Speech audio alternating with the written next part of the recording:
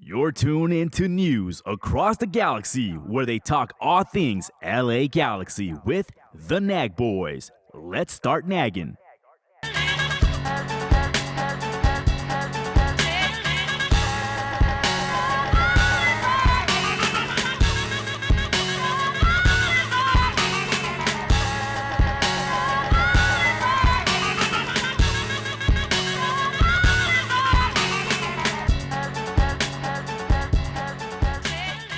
What it do, fellow G's? This is News Across the Galaxy. Welcome once again to another edition of the Midweek Show. I'm your host, as always, Edgar Zuniga. Joining me today to preview the upcoming LA Galaxy versus Portland Timbers match at the Dig is an old friend of the show, Louis Olenek of the Lions Den podcast, where he and Cari Torres cover Club Leon of Liga MX. You might remember them from our Club Leon preview from last year's Leagues Cup. Well, Lewis happens to be a huge Timbers fan as well. Thank you so much for joining us today, Lewis. Welcome back to the show. Thanks, man. Very happy to be here. Happy to have a chance to talk a little Timbers. It's not something that happens all that frequently. I've done it on occasion. I remember, I think the last time was when when the Timbers played Club America in a Conca Champions match a couple of years ago, and I went on with the Eagle Eye guys for a little bit to talk some Timbers. But it's not a particularly common occurrence, so I welcome it, and I'm happy to be here. And thanks for having me on. Well, once again, thank you for joining us. For some people who did not see that episode or are unfamiliar with you, tell us about yourself and about how you went from Portland to Leon and about your amazing adventure career. I mean, I'm amazed when you first told me about it. Tell us about it, how you ended up in Leon. Yeah, and some more crazy stuff has happened since the last time we talked too. Yeah, I'm a musician by trade, bachelor's degree and master's degree in trombone performance, classical trombone performance. That is my gig. That is my jam. That is my day job. That in and of itself is unusual for a lot of folks. Um, Both studying music as a profession and then actually making it to a point where you can do it. But that is my story. The thing is, when you do that for a career, you kind of have to be flexible about where you end up. If you really want to play in an orchestra, which was always my dream, you have to be a little bit flexible about that. You know, you're not going to necessarily get a gig in the orchestra in your hometown, or even one nearby, or even one necessarily in your home country. That was definitely my situation. When I finished my studies, I was trying to make it as a freelancer and keeping my options open, and that ultimately led me to Mexico, first in an orchestra in Monterrey, and then ultimately here in Guanajuato, the state of Guanajuato, where I've been the last 12 years as the principal trombonist of the Sinfónica de la Universidad de Guanajuato. And it's been a wild ride. It's been a wild ride. But I mean, I'm still here after all this time. And, you know, obviously sports has always been following professional sports has always been my outlet. Aside from music, it's funny, for a lot of people, music would be their outlet from their regular job. For me, music is my regular job, and my outlet is sport. Always has been. Not always has been soccer. Let me be clear about that up front. My first loves were basketball and baseball. Portland Trailblazers, Seattle Mariners, those were my teams really growing up. And they still are. But when I moved down here to Mexico, just sort of kind of as a way, when I finally decided I was going to settle here in Guanajuato, this was going to be my spot. Following Club Leon was kind of just a way to associate with the community, a way to feel, let's see, what's the word? Not ingratiate, that's not the right word, to assimilate into the local community that I was Yeah. a part of. And it's funny, I decided to embrace the sport of soccer from Club Leon more than the Timbers, but I decided, okay, I'm going to embrace this sport. I'm going to embrace both of my teams from the places that I identify with, one being here in Guanajuato, Leon, the other being my hometown team of the Portland Timbers. The Timbers weren't really on my radar when I was growing up as a little kid. Obviously, they have a long history that predates MLS. And obviously they weren't a founding member of MLS, but they have decently long history within the league now at this point, but they just weren't really on my radar until I decided to embrace the game in general, becoming a Club Leon fan. And at that same time, I decided, okay, well, I'm not going to just go with Club Leon. I'm going to go all in.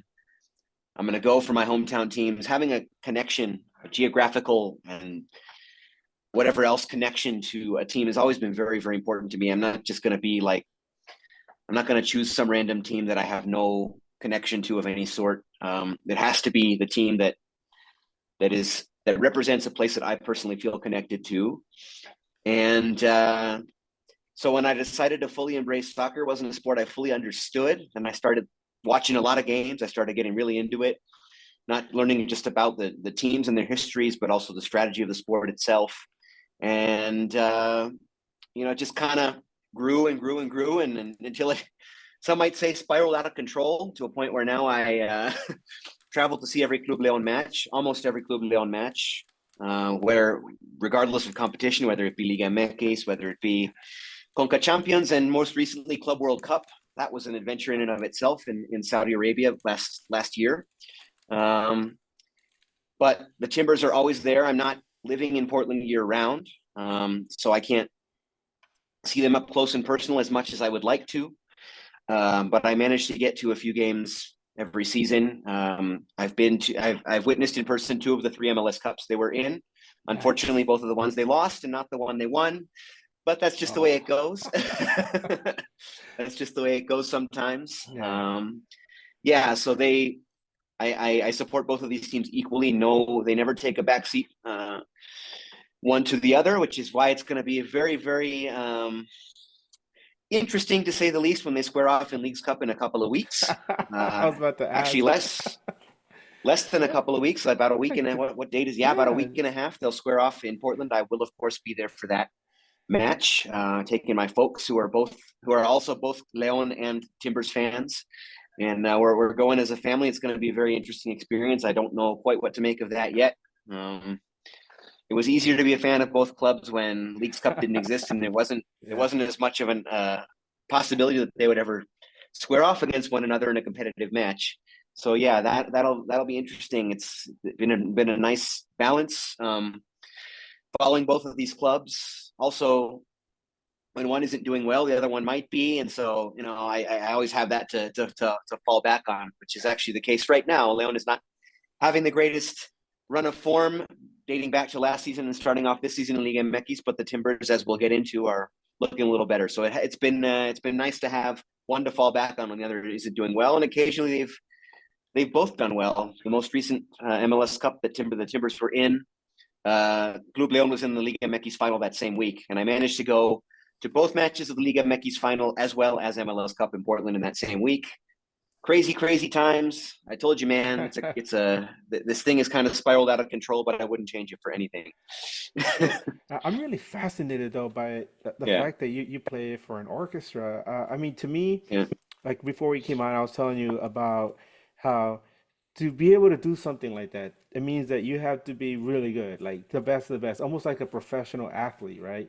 At least in my eyes. And so to me, it's really impressive. And tell me, well, what's that like? Because it's a life that many of us, 99% of the population, isn't privy to. What kind of preparation do you go through before a performance? And do you have to, is it like a sport? You have to kind of psych yourself up before you go on? And what's it like? It kind of depends on the situation. It's like in soccer. Not every match is as important as the one that comes after it. We recently finished off our season with a piece of music that I've been waiting to play with my orchestra for a number of years, and so that had to get a little amped up for that more than I usually would. I was also playing a different instrument than I normally would for that particular performance. Just a series of events that led to that, and it was that was something I had to prepare a lot more for than I normally would, and something I had to get mentally prepared for more than I normally would as well, both mentally and musically prepared for more than I normally would. It all depends on the program. I mean, in terms of being the best of the best, I mean, I would not go that far to describe myself. I would say I compare it to I'm not playing in one of the major symphony orchestras of planet Earth. We're not talking about a Chicago, a New York, even a Los Angeles, San Francisco, Berlin, Vienna, these kinds of things. I'm not playing in one of those orchestras. But I look at it kind of like, we all know, as MLS and Liga MX followers, those are not the top tier leagues on planet Earth, but there are a lot of really good players playing in those leagues, players that we support, and players who sometimes move on to greater things. Sometimes they just stay and become stars in those respective leagues on those respective teams. And we know that even if you're not playing in the top tier league, and you're not playing in the Premier League, you're not playing in the Bundesliga or La Liga or whatever, what have you. I mean, you still have to get to a certain level to get to that point. And I would say I would compare my situation to something like that, where at a certain point, you just kind of have to let life carry you into the situation you're going to be in if you want to do what you really want to do. A lot of footballers are in that are in that situation. A lot of musicians are in that situation. Obviously it's something I studied to do. People go to school for law, for medicine, for accounting, for business, for economics. I went to school for classical music. A lot of people don't even realize that's an option. It's just something that's just not, as you said, not privy to. It's not a part of a lot of people's lives. But I mean, that's what I went to school for. And when I finished school, I was looking for a gig in that field, and I managed to find one where I'm happy in my situation. And it opened up so many doors for me in other areas, such as following Club Leon. I just never thought I would get to a point where I'm traveling to Jeddah, Saudi Arabia to see them play in the Club World Cup. Yeah. And, that's just not something that, it was a sequence of events. First, me wanting to be a musician, getting a gig as a musician, and then, finding myself in these other situations as a result of getting that gig. And, it's just, you just never know how things are going to play out. And it's been pretty crazy, but again, I wouldn't change it for anything. Well, thank you so much for being here to talk Timbers with us today. Yeah. Since we are discussing both Timbers and Galaxy, both teams unveiled these really nice retro-inspired kits this week. Obviously, I'm wearing the LA Galaxy retrograde kit, and Portland Timbers put out one that was at first people were wondering, why it's breaking the tradition of the green and gold with a red kit, and then you start reading up on it and the significance and behind it. And well, I'll let you explain because I know we were discussing it earlier, but Yeah. you're a Timbers fan, and you said that once you found out why it's called the Clive kit, it has so Yeah. much more significance to you. Yeah. Well, first of all, I did say before, I mean, I'm a little young to have been around or to have known anything about the Timbers in their NASL days. Obviously, of the 5 clubs, firstly, I'm honored to have that my club was selected to be one of the 5. There may be more clubs down the road, but the first 5 to be granted one of these retro kits, it's an honor, I think. It's a cool thing. And I mean, it makes sense. I mean, the Timbers, as I said, are the only one of the 5 whose history predates Major League Soccer. And the Major League Soccer franchise we have now is a rebirth of the original Timbers franchise that existed in various forms in NASL, USL, Major Indoor Soccer even had a Portland Timbers representative. There's many reasons why Portland as a city has given itself the moniker of Soccer City USA. I realize there are other cities in the country that lay claim to that title, but I think Portland has the strongest case, or one of the strongest cases to be called Soccer City USA. One of the reasons is its long history of professional soccer. The Timbers now play in the same stadium that the NASL Timbers played in the 1970s and 1980s. Obviously, it doesn't look anything like it did back then. It's gone through some hefty remodels to become one of the premier soccer-specific venues in the United States. I would argue at this point, but their history goes back a long way. And one of the main reasons I would say that argument is so strong is because of Clive Charles. Again, I'm a little young to have really known much about Clive, certainly during his playing days, even during his coaching days. I wasn't quite there yet with the game of soccer or the Timbers, but Clive Charles is a name that anyone who follows soccer now in Portland knows. He had a long history with the Timbers franchise, also the University of Portland, who are always a powerhouse in college soccer, both on the men's and women's side. He was instrumental in that and making that a powerhouse program. He coached both of those teams. He was a player for the Timbers. Obviously, he came from Premier League. He's a very well-known figure in the West Ham culture. One of the first, not the first, but among the first black players in the Premier League back when that was not a particularly common thing to see. And obviously, the burgundy color on this kit is a reference to his days playing for West Ham and being a figure for them before coming over and being a figure for the Timbers and Portland soccer in the state of Oregon in general. And obviously, he died prematurely. Yeah. He was sick and passed away in 2003 from cancer, if I'm not mistaken.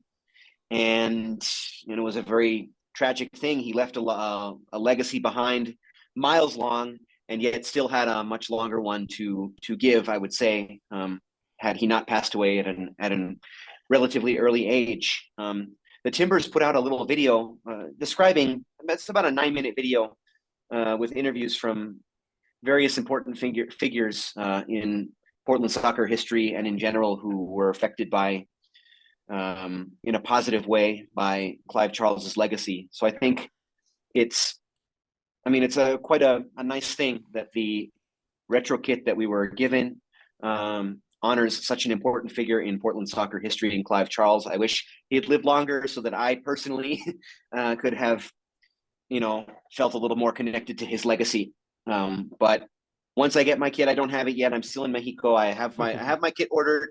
Once I get to Portland, hopefully it'll be there waiting for me or shortly thereafter, and I can put it on, and maybe that way I'll feel a little bit more connected to the Clive Charles legacy. But I think, there's no better person to honor with such a kit. And and beyond that, I just think it's unfortunately I don't have one to hold up and show to the camera or to wear right now for folks to see it, but it's all over Timber's social media. Anybody can find it.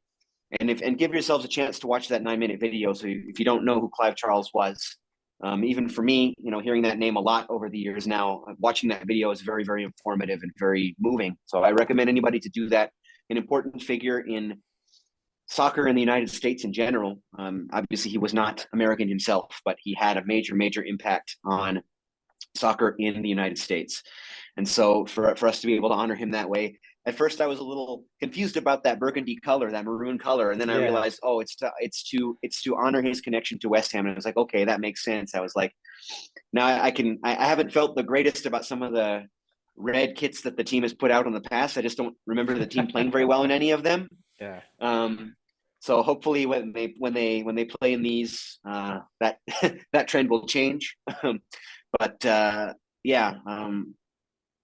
it goes away from the traditional green. You and I were talking on chat a few days ago. We were talking about these new kits, and I was like, maybe it just would have been cool to just have, like a re-release basically, or maybe combining elements of some of those classic Timbers kits from the late 1970s, early 80s, back in the glory days of the NSL, maybe NASL, just maybe releasing one of those. But no, I was like, no, this is specifically Clive, and that burgundy color played a big role in his soccer history. And so I think that's cool. And it is a pretty color. I have nothing against the color in general. I like that. I love that color. I just like, it's not a traditional Timbers color, but then when you see the story behind it, it makes a ton of sense. And so I'm honored that we were chosen to have one of these retro kits. I'm honored that it was in honor of Clive Charles, and I can't wait to wear mine. And I know there's some other clubs whose history also predates MLS who are not chosen for this honor, and I know they're pretty salty about it. So that makes it all the better. Yeah. Well, and another thing that's fascinating is like I read that I also read later on that the Timbers, another double feature of the kit being red is that Portland is known as the Rose City, and so it kind of goes hand in hand with that as well. But you are correct about learning about some of the important figures of football, soccer in this nation, the United States. I always encourage people. It's there. You just gotta look for it. Read up, watch videos, documentaries about the history of this sport in the United States. It's been here for a very long time. Um, And there's a lot of beautiful stories, whether it's in the Cascadia region, whether it's New Jersey, whether it's in LA, whether it's in Florida, or even the Midwest with Kansas City and St. Louis. There's always something going on in this country throughout the history with soccer. And I always tell people, go and watch these videos, learn about it, take, embrace this history, take ownership of it, and curate it for the future generations. So that way they feel a sense of pride and history that you see in Major League Baseball when people talk about figures from their past. Now, as far as Clive Charles is concerned, just to put a wrap this up before we move on, the first time I ever heard of Clyde Charles was during a 1996 World Cup qualifier. United States was up in Portland. I think it was 96. And I do remember the match ended with, it might have been Claudio Reyna scoring a really big goal at the end to give the U.S. A good result. But I remember before the match, Timbers fans had unveiled a large tifo of Clyde Charles, and that's the first time I ever saw something like that in that era of soccer in the United States. I had, tifos were more for like European teams at that time. I had never seen one in the US, and I saw one in Portland. And I was like, who is this figure that is so important to this community that they have to, unveil this large tifo of him? And he happened to be at that time one of the assistants for the US That's men's right. national team. And then I started reading up on him, and I found out what an important figure he was, the kind of impact he had, not just on Portland football, but across the United States, and also in the Premier League, like you said. So, what a fitting way to honor him. And in case you're missing that little green kit, they have a little one in the jock tag down in the corner with his name on it. So that's pretty cool too, I think. You got a kit within a kit. So somewhere Exhibit right now is like laughing and saying like, yeah. There's also a little bit of green and gold on the cuffs on the sleeves, so they didn't Yeah. completely forget it. Yeah, It's a yeah, really nice touches.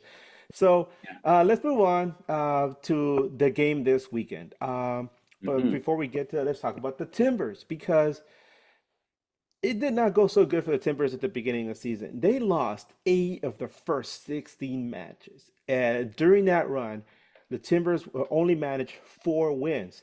But since then, the Timbers have won 7 of their last 10, with their only loss being on the road in Frisco against FC Dallas. I mean, it's nasty out there right now. And it was after a late own goal by Christian Paredes. Yeah. Now, what sparked this turnaround? Because a lot of people had written the Timbers off, and all of a sudden they're roaring back. Yeah. Well, they kind of played with our emotions a little bit. They did lose 8 of their first 16, but they won 2 of their first 3, and Yeah. including an opening day thrashing of the Colorado Rapids. We're like, okay, maybe we're not going to have a slow start in an MLS season for once. I mean, we're a club very very accustomed to slow starts, blazing finishes, and being in good form toward the end of the season, storming into the playoffs. We've fallen short of that these last couple seasons, and it's been rather embarrassing. Missing the playoffs in MLS is not an easy thing to do with as many teams as get in. So it's been yeah, so they played with our emotions a little bit. They won 2 of their first 3, so that they got that big win on opening day at home against Colorado. Then they had a late Evander winner against NYCFC, just a screamer to win that. And then after that, they just kind of completely fell off. They and those 8 of 6 losing 8 of their first 16. Not a lot of those 8 were wins either. Those first 2 were, and then after that, it was a lot of draws and losses. They've really, really had to be excellent just to get where they are currently, which is not even in the top places. I mean, they're in contention, but they're not in the top places, and so it just goes to show how much work they've had to do to get where they're going, and the reason for it. I mean, I think this is not an uncommon story in MLS. It's been the play of their designated players. Evander and Jonathan. I know he doesn't like to be called Cabecita, but that's how I always knew him, watching him time after time, destroying Leon and Liga MX. Cabecita, yeah, those 2 have been off the chain. They've just been off the charts good, along with Felipe Mora, who in and of himself is not an elite striker in MLS, but playing alongside those 2 has really, really found his form. And they're getting him in the right places. And we're the only team in MLS with 3 double-digit goal scorers currently at this point in the season. And that, I mean, when you have 3 double-digit goal scorers, at this point in the season, it probably shows that your team is doing something right over an extended period of time. But really, I mean, it's been the play of those two designated players. Jonah has just come in. He's got 11 goals in 20 games. I mean, he's just taken the club, and the city has fallen in love with him. And Evander would be thought of as one of the best number 10s in the league and an MVP candidate if Messi wasn't there, it's just, if he didn't play in Portland, which is a market that MLS likes to, sometimes kind of likes to forget is even there. If I'm going to say something a little spicy there, if you're listening, MLS, put some respect on our name, because we're one of the most passionate markets in sport, and don't forget about us. But yeah, I mean, it's been the play of those two guys. But I think the icing on the cake has really been the improved defensive play. We've never been a solid, even a solid defensive team. We've come through for stretches, when we've made playoff runs. Obviously you're not going to make a run to MLS Cup if you're a leaky defense. We've come through at times in that department, but especially our depth at center back, and we just actually brought in another center back from New Zealand who's going to put even more pressure on that internal competition. That depth at center back, we brought in Kamal Miller from Inter Miami. We have Peruvian international Miguel Araujo. We have Dario Zuparic, who was an average to below average at best international center back in MLS for the longest time, has really come through and been absolutely solid this season. And that internal competition has really solidified that back line. I mean, our outside backs are always going to be looking to get forward. We have, talking about Mosquera, Claudio Bravo, those are offensive-minded players, despite lining up as outside backs. Those are pretty much offensive-only minded players. They're looking to get into the attack. They're looking to put in crosses. So that center back pairing has had to be solid, and no matter who's been in there, they've performed. Our goalkeeping has been better than anything we've seen in the last few years. Obviously, Crepo has missed a lot of time with the Copa America and stuff like that, but he is a very, very, very, when available, is a very, very solid MLS goalkeeper. And James Pantemis behind him has been a great substitute. He's played a lot this season, and they brought in two goalkeepers knowing that one or both were going to have to miss time with their national team. And no matter who's played back there, it's been solid. And that's just not something we can really say about the goalkeeper position in the last few years for this club. And obviously the amazing stalwart, the ageless one, Diego Chara, playing in that number 6 role. He's just one of the best in the league. Still he's almost 40, and he's still really, he might have lost it's like a half step, like a quarter of a step, but he is still back there doing his thing. So all that's the icing on the cake, though. I'd say the biggest difference has been the play of the designated players. Jonah and Evander have just been amazing. They keep performing. They're the complete package, and it's just so funny to talking about Cabecita in a positive way. I hated him for so many years, playing for so many different teams. I can remember so many occasions I was in person for when he would just, he would score late to put Leon away, whether it be with Santos, whether it be with Cruz Azul, or whether it be with America. The most recent match between Leon and America, Cabecita was still a member of Club America, and he scored a penalty late to win the game for America in Leon. And that's just what I think of him. He's one of those guys you love to hate if he's not on your team. Yeah. It's because he's just so pesky and so good. And now I have the privilege of rooting for that instead of rooting against it now that he's playing for the Timbers. It's just very, very strange watching him play. It was kind of like, I don't know if any you Liga MX followers recognize the name Ruben Sambuesa when he played all those years for America and then joined late in his career, joined Leon, and I was like, now I have to root for this guy who I hated for so long. And he won my respect. He won my affection. He won my love. And Cabecita is doing the same thing. How could he not? He wasn't even our first choice. They were going after Berterame from Monterrey, and they didn't get him. So they're like, okay, well, we'll use that money and we'll go get Cabecita. And we're like, wait, I thought we were getting Berterame, and like he's younger and maybe better. And Cabecita's like, no, wait a minute. I'm coming in and I'm going to make a difference for you right away. And he's just, he's been stellar. Those 3 players up front, our 3-pronged attack, Evander, Cabecita, and Felipe Mora. Aside from maybe Messi, Suarez, and Jordi Alba, like I don't know if there's like a 3 a trident that you up front that you fear more in MLS when those guys are firing on all cylinders, which they are right now. I mean, 3 double-digit goal scorers. Yeah. I Yeah. It's interesting yeah. because there's been so much focus this season in the Western Conference on LAFC, on a resurgent RSL, in the LA Galaxy, right? They're making a comeback, and even Colorado, and here's Portland creeping back up the table with guys like Yeah. you said, like Evander, Felipe Mora, Cabecita, right? Um, they're leading the way. But that said, it's been a long time since Portland defeated the LA Galaxy. Uh, you'd have to go way back to May 21st, 2021, when the Timbers battered the LA Galaxy 3-0 at Providence Park. And furthermore, Galaxy hasn't lost at home to Portland since October 8th, 2020, which, as we all remember, was a nightmare season for the Galaxy. Um, well, what do you think? It seems to me that these two teams are very well matched up because you're mentioning these three fellas. You mentioned how the Mhm. defense has improved. You have a strong goalkeeper in Crepeau. And meanwhile, LA Galaxy over here, everybody talks about the killer P's, Ricky Puig, Joseph Pizzo, and Gabriel Peck, who has been on fire recently. And you have those three guys, and then the Galaxy midfield is particularly stronger than it was last year. The defense is much improved, which is kind of interesting. They give up a lot of goals on set pieces, and it was something that plagued them a lot earlier in the season, and they kind of got better over time, but it still comes back every now and then. But overall, they're better. They don't give up that many goals in the run of play. Um, and it seems to me like these two teams are headed for like a really good clash.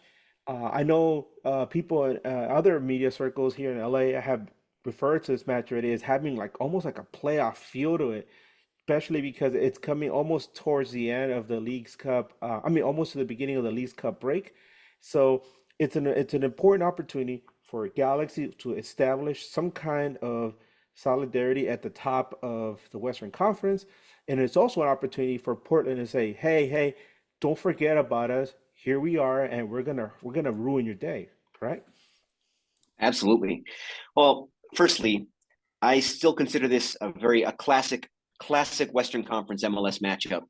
I mean, as other teams have come into the league, um, maybe it's not viewed as that way as much as it once was. But I would say, I mean, this is just my personal opinion, but I would say outside of our Cascadia rivals being Seattle and Vancouver, um, I'd say probably the next biggest rival, biggest team that we want to beat is the LA Galaxy. At least traditionally, it has been that way. I mean, some people might say LAFC now.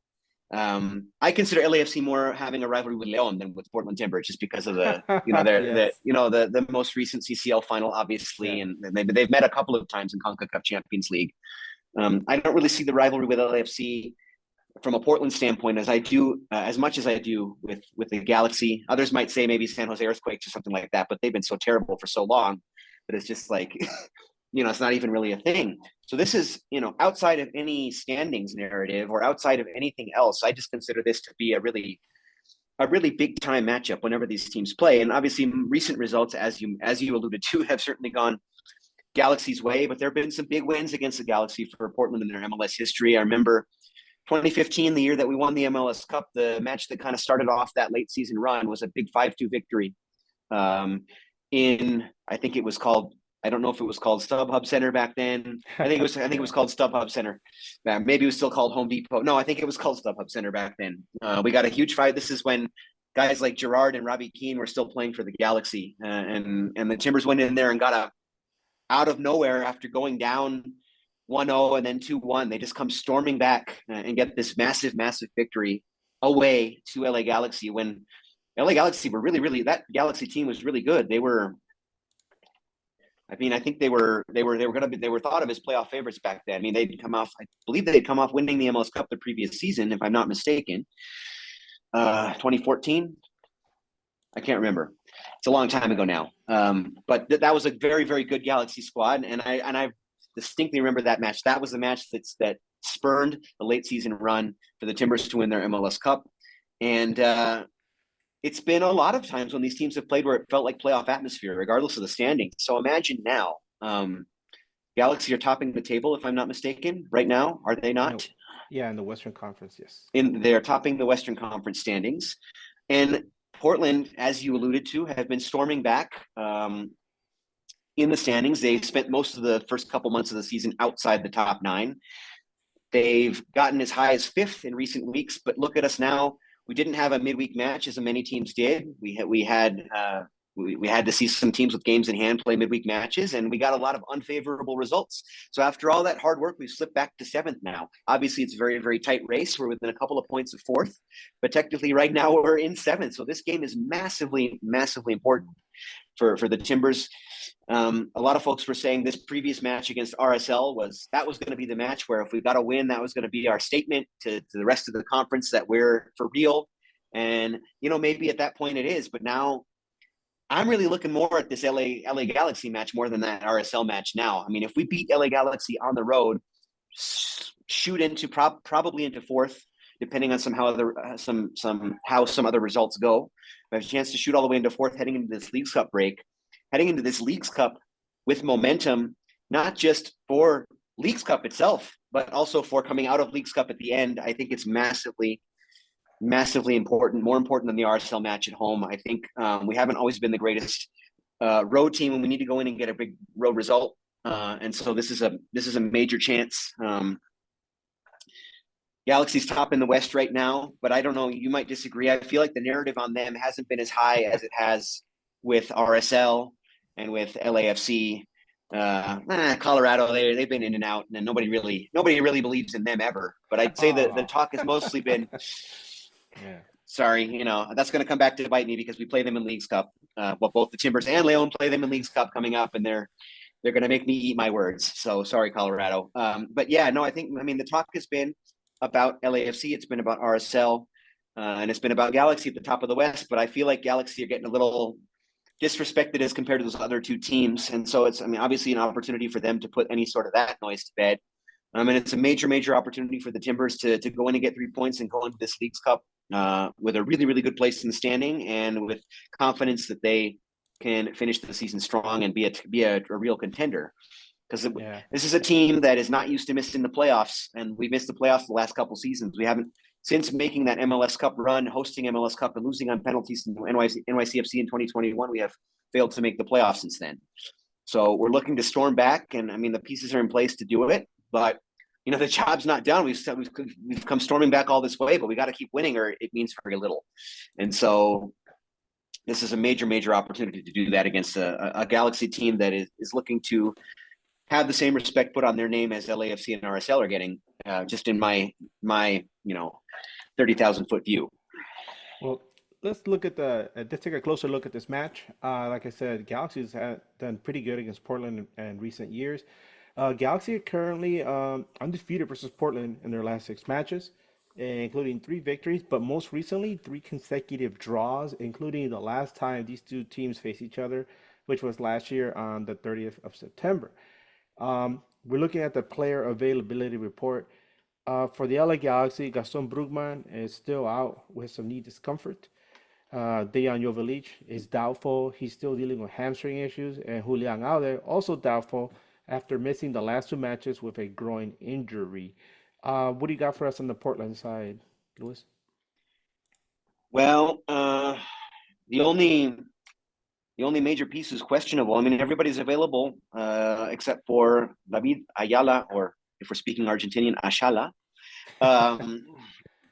who has been a really, really good player for us this season. So I hope he's available to go. Took a knock in the Nashville match and missed the RSL match as a result of it. I hope he's available to go. He has been a revelation for the club this season, and sort of providing us with some sense of relief that the number 6 position, once Diego Chara ultimately has to retire, could be well covered. So I hope he's available to go. If he isn't, I do have faith in Eric Williamson as a sub. Eric Williamson, a very, very versatile midfielder, able to play the 6, the 8, and the 10 positions with equal quality. He's been a great sub. He's also been the topic of a lot of transfer rumors, just because people think he doesn't really have a place in the starting lineup, and he's too good to be a bench player for us. But if Ayala is out, I'm really glad to still have Williamson available. I think he filled in admirably as a sub in these past 2 matches, and he's been doing very, very well for us. The only other name on the injury report is Marvin Loria, who hasn't been available all season. Not sure he even has a place in the rotation, even as a substitute when he comes back, because let's just be honest here, Cabecita is taking that left wing role and run with it.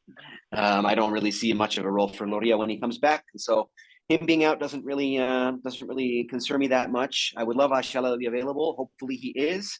If he isn't, I trust Williamson in that spot to fill in for him in the starting lineup. Christian Paredes, who you mentioned earlier, is the autor of the own goal in Dallas. Unfortunately, he's also solid in that 8 or 6 role. So I think we're pretty well covered, even if Ayala can't go. And also, the aforementioned midweek match that we did not play, we should have our full squad available, completely. No restrictions on minutes for anybody, I shouldn't say. Hopefully that provides us with a little bit of an advantage. And I'm not sad to hear that Joveljic might not play. I know you mentioned Painsil, you mentioned Peck, you mentioned Puig. I'm not worried about any of them as much as I am about Joveljic. He's the kind of guy who completely gives us headaches whenever we play. I believe the last time we were in a winning position, and I believe he scored the tying goal. If I'm not mistaken, it's been a while, but I believe I don't know if it was this last match or the one before, but one of these draws, we were in a winning position, and he scored the equalizer to send us home with just the 1 point. So if he doesn't play, I'm not broken up about that. But obviously, even with LA having played midweek, hopefully that's an advantage. It isn't always, sometimes these things don't go the way you expect them to, but we should have our full complement of stars available. Everybody should be available to go. Crepo is back from international duty. I would imagine he will start. He had a good Copa America. He was on some of his best form in that Copa America, so I wouldn't expect him to lose or need to be worked back. Need to be eased back into his starting role. And everybody should be available who we've been seeing, except for maybe Ayala. Hopefully he is. But if not, I mean, I'm confident in the squad we're going to be able to we will have available. And I fully expect an intense playoff type match, and hopefully we get that. For the benefit of everybody's enjoyment, hopefully we get that. Yeah, against Colorado Galaxy, it looked amazing. They were playing with a lot of speed. They're playing with a lot of intent from the very beginning. And I think that was perfect because Colorado came in looking to also make a statement against LA Galaxy. But Galaxy went on top, and then had to deal with some issues regarding the officiating, which wasn't the greatest. But good teams find ways to win despite bad officiating, usually. Hey, right now, one of the things that a lot of people are beginning to really take notice is how well Gabriel Peck has been playing. Because when he first joined the team, we were sold on the notion that he could be an impact player, especially when you give him a lot of space on the wings. We saw a lot of highlight videos of him doing this with the Brazilian team at the Olympic level and also with his former clubs. But it took him a while to get acclimated to the league, while Joseph Painter seemed to hit the ground running. And now it feels like they kind of shifted roles where Painter is looking very fatigued. He's played a lot of football over the last 12 months. But at the same time, one of the things that has benefited the team, especially you could see it in the game against Colorado, was that Ricky Puig seems to finally be fitting into the scheme that Greg Vanney has put together for this club, where we saw the LA Galaxy go on a 4-game winning streak when Ricky Puig was out, and once he came back, it seems like they had some issues putting him back into that lineup and having him fit because he likes to carry the ball a lot. Especially, he likes to go all the way back and try to move the ball up the middle. He shouldn't have to do that. And I think they finally got it into his head like, that's not your role. Your role is to try to create and move the ball around, distribute it. And he did a lot of that in the game against Colorado. And we saw the result. So that's something to look forward to. But if Jovic is not available, a lot of people are wondering, well, where's the offense going to come from? We saw Diego Fagundes play amazing against Colorado. We saw Mark Delgado have a good game. Even Cuevas did fantastic. So there's some options there for the LA Galaxy. Now, taking a look at something a little more interesting. It's the referee in this match. Pro released the referee assignments for this match, and the main guy is Sergey. I hope I don't butcher his name. Sergey Boyko. He's Ukrainian, and he's fairly new to MLS.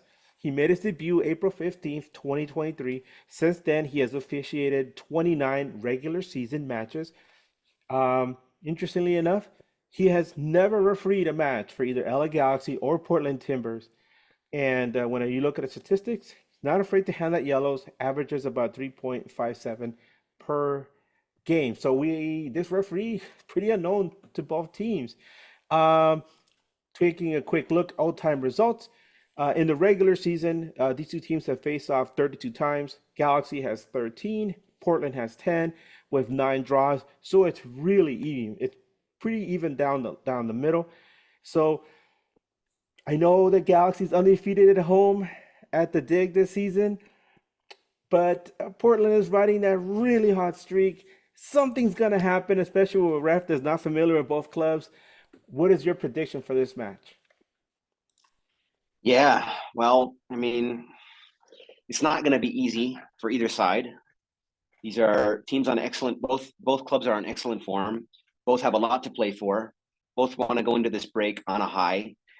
I don't really take, past results much into consideration. I know it's been going Galaxy's way the past few years, but I mean that's got to change at some point. At some point, that will change. Might as well be tomorrow. um, yeah, I don't really take the referee much into consideration. We don't really know him. That's kind of just a crapshoot. That could go either way or not be a factor at all. Hopefully, it isn't. Um, yeah, this is a tough one to predict. Our defense is going to have to be on our A game. We managed to completely stymie that vaunted Real Salt Lake attack in our last match. We completely stymied them. They had nowhere to go. Chicho had one hit off the post. Other than that, they really had no chances in the entire match. I mean, it was one of the more impressive defensive performances we put in all season. We're going to have to see something similar if we're going to keep Puig and Paintsill and Jovic if he plays. And Fagundes is a pesky little one. I remember him playing for Austin FC. We had some issues with him playing when he played for Austin. So, I mean, if we want to keep those guys off the score sheet, which honestly, I don't think we're gonna get a clean sheet this time. But if we want to keep those guys contained as much as possible, it's going to have to be another massive defensive performance, just like it was against RSL, which was a statement game. But this one is going to have to be a statement game too. If you force me to give you a scoreline prediction, I'd probably go with. Do it. I'll go with a 2-1. I'll do with a 2-1 Portland. Yeah, goals from. There you go. goals from Jonah, goals from a goal from Jonah, a goal from Evander, and I don't know. We'll go with Puig on the other side. Yeah, LA Galaxy expended a lot of energy against Colorado. A lot of people noticed towards the end of the match that some of our guys looked like they were really tired. So, like I said, this was a match. It wasn't against a weak Colorado team. They're not bad. Maybe they're not like we said at the level of some of the other clubs in the Western Conference, but they're not bad. And so, Galaxy wanted to make sure that the match wasn't going to be a letdown, with eyes towards the weekend against Portland. Um, will this affect them? We'll see on Saturday. But if you look at the tea leaves, obviously it's not going to be a very good match. I mean, not a very easy match. It's going to be very difficult for LA Galaxy. Damn. I can see this match ending in a draw. And I know people are saying, damn it, Edgar, why don't you predict a win? Well, Portland's not bad either. And I'm trying to be as positive as possible here. I'm going to predict a 2-2 draw. I'm gonna see Peck involved in both goals, whether it's a goal or an assist for the Galaxy, and maybe Ricky Puig gets another banger in there, like he did against Colorado. Um, if LA Galaxy is to get a victory, that defense has to make sure that they really shut down on the crosses because we've seen some of our center backs get dunked on in the last few weeks, and they just fall asleep or they get caught on the counters. So it's really important for the defense to be on their A game, like you said, for Portland. Same for LA Galaxy, and then what Leagues Cup's break is almost here. So we get to shift the focus to other things. But for now, I'm really looking forward to a very entertaining match. It's got like a really good like not main event, but like a SummerSlam kind of main event there, where you're really pumped up. It's the summer. You got some cold ones. You sit there and you enjoy a fantastic match between two teams that are gonna entertain us. So, Lewis, hey man, thank you so much for joining us. Thank you so much for sharing your insight on the Timbers, and also for telling us so much about your exciting life. I mean, that to me it's fantastic, and man, we look forward to having you on again. Absolutely, man. Thanks, Edgar, for having me on again. And anytime you want to talk some Timbers or some Club Leon, here I am. Yeah, I was actually talking to Gary about the upcoming Leagues Cup, and we have a good friend of the show named Matt Pollard. He covers Colorado Rapids. He's really Mhm. good at what he does, and I already told her, hey, hit up this guy. You guys can do something amazing. So I'm really Yep. looking forward to seeing you guys talk to him and see what happens in Happy to that. talk to him. Happy to talk to him about either club because we are the League's Cup West Group 3. All right, Louis. Well, tell us where people can find you, follow you on socials, whether it's Twitter, X, Instagram, whatever. Yeah, feel free to follow me on Twitter at Louis RS Olenek or searching my hashtag Fiero Viajero. You'll find me very easily on there. Probably on any social media if you search for that. Yeah, and or on Facebook and Instagram, just my name, Louis Olnick, as you see it right there. Search for that, you'll find me. And yeah, that's uh, that's where I'm at, and I'm mostly posting about Club Leon or about the Timbers, and occasionally about the Mariners, and when they're in season, the Blazers, the Seahawks, and the Kraken. There you go. Well, thanks a Yeah, lot, Louis. Hey, tell Gotti we send her our best. I know I keep in touch with her, I but it's one will. thing to hear from me. It's another thing to hear from one of her homies. So, Yeah, thanks again, everyone, for joining us for the midweek show again. We look forward to seeing you guys again over the weekend after Galaxy plays Portland, and we're gonna have the Sunday show. But for now, everyone, hey, keep on nagging, and like I always say, Wu Tang for life, baby. Let's go.